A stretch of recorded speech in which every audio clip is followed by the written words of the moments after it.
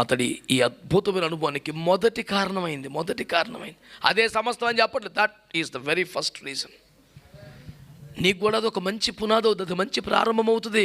ఏదో ఒక నామకర్త సంఘంలో కూర్చుంటే, ఏదో లోక సంబంధాలతో కూర్చోకుండా ఒక ఆత్మపూర్ణులతో ఉంటే, పరిశుద్ధాత్మ అభిషేకం కలిగిన వాతావరణంలో ఉంటే, చుట్టూ అలాంటి అభిషేకంలో దాచబడి ఉంటే, నీకు అదే కదా నీకు నిమిది ఇంపాక్ట్ చూపించేది. పిల్లలు, చిన్న పిల్లలు ఆత్మను పొందుకుంటారు, అభిషేకం యవ్వనస్తులు బలమైన ఆత్మను పొందుకు అభిషేకం.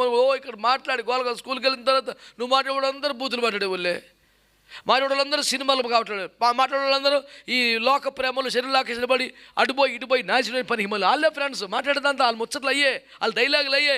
మీరు ఇంటికి ఎట్టతో మండుతో వస్తావా, సల్లారి సత్తావు. పొద్దున నేను మంట పెట్టి పంపిస్తే వచ్చేటప్పుడు ఎట్ట తగలబడతావు నువ్వు కొంపకి.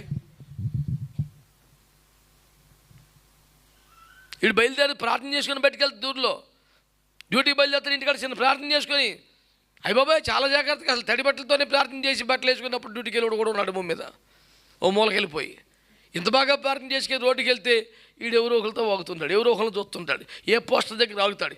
ఎవడైనా పనికి మళ్ళీ పాపిస్తాడు, లోక అవసరంలో ఉన్నాడు కానీ నేను చెప్పేది అడిగేసేప్పుడు ఈ కొంతమందిని బండి ఎక్కించుకొని తిప్పుతాకే రోడ్డు ఎక్కుతాడు వీడు. ఇలాంటి పనికి మనోడు వస్తాడని ఉంచుంటారు వాళ్ళు. ఈ గంతకి బొంతకి సెట్ అయ్యిద్ది. హలో విన్నారా? నన్ను దరిద్రాన్ని ఎత్తికెక్కించుకోపోకండి.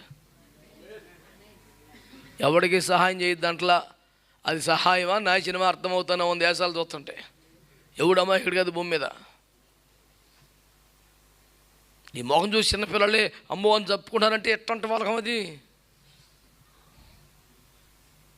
చిన్నప్పుడు అమ్మ చెప్పింది బూచోడు, తొంగోడు, పందిపోటు, సైతాన్ అన్నీ నీ రూపంలో కనబడుతున్నాయి. ఆడికి నేను చెప్పాడు అమ్మో అని సర్దుకునే.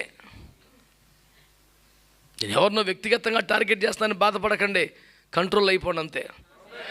కంట్రోల్ అయిపోండి, పిచ్చి పనులకి ఛాన్స్ ఇవ్వబాకండి. దేవునికి స్తోత్రం కలుగునగా.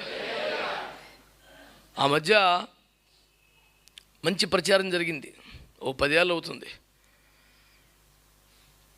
తెలియని వారికి, కొత్త వారికి ఎవరు బళ్ళ మీద లిఫ్ట్ ఇవ్వకండి.